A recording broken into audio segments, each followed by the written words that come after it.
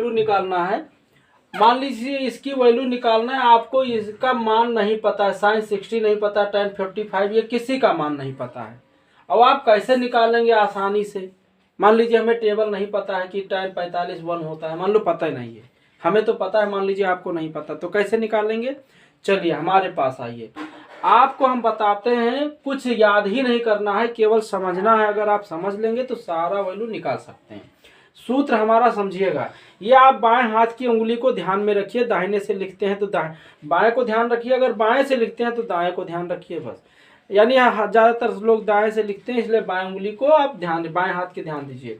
इस 5 उंगलियों को आप ध्यान दीजिए, इसको 0 मान के चलिए, इसको 30 अंश मान लीजिए, इसको 45, इसको 60, इसको 90, यानी 0 30 45 60 90, 0 30 अंश 45 अंश 60 अंश 90 अंश, सीरियल से 0 अंश 30 अंश 45 अंश 60 अंश 90, है ना, ये आप जान गए।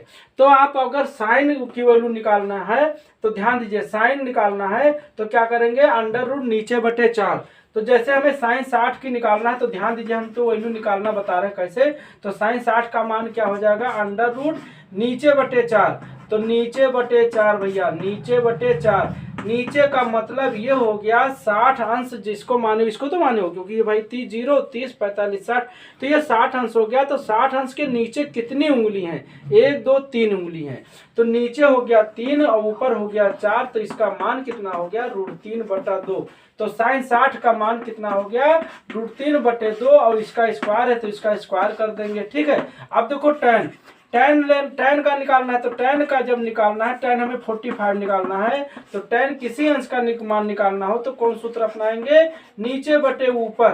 कितना बेटा, नीचे बटे ऊपर। तो अंडर रूट, अब देखो 45 आपका ये है कि 0 30 45, 45 है तो 45 के नीचे का उंगली 2 उंगली, नीचे 2 उंगली, और इसके 45 है इसके ऊपर के उंगली 2 उंगली, तो 2/2 1 आया, 1 का वर्गमूल 1 होता है, यहाँ इंटू लगा दिए, माइनस tan 45 1 हो गया।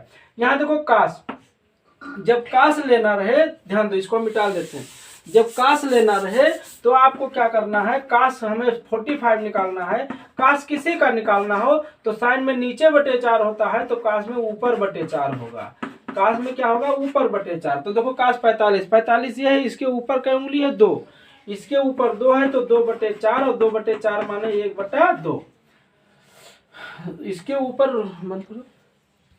यहाँ पे देखिए 2/4 मीन्स 1/2, और अंडर रूट हो जाएगा, 1 का वर्गमूल 1 हो जाएगा, √2, है ना।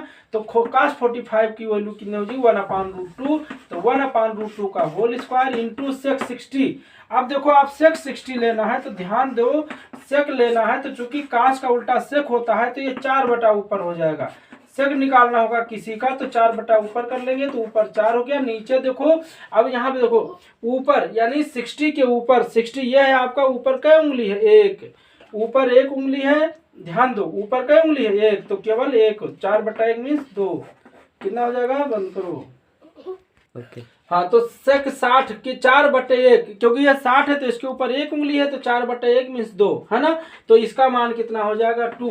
तो इस तरह हम देख रहे हैं सभी का मान आप आसानी से निकाल सकते हैं। अगर आपको टेबल याद नहीं करना है, मान लो याद करते हैं बार बार भूल जाते हैं, तो आप इस टेक्निक को अपना करके सारे क्वेश्चन आराम से सॉल्व कर सकते हो। √3/4 का वर्ग 3/4 हो जाएगा, गुणे 1 माने 3/4, यहाँ पे देखो 1/2 गुणे 2, 1/2 गुणे 2, ये 2 कैंसिल हो जाएगा, तो इसका मान कितना हो जाएगा, 3/4 - 1, यानी 3 - 4 1 जा 4/4, यानी कितना हो जाएगा, -1/4, इसका आंसर हो जाएगा। तो इस तरह से सारे क्वेश्चन को आप आराम से बना सकते हैं, इसको जानिए। Okay, thank you.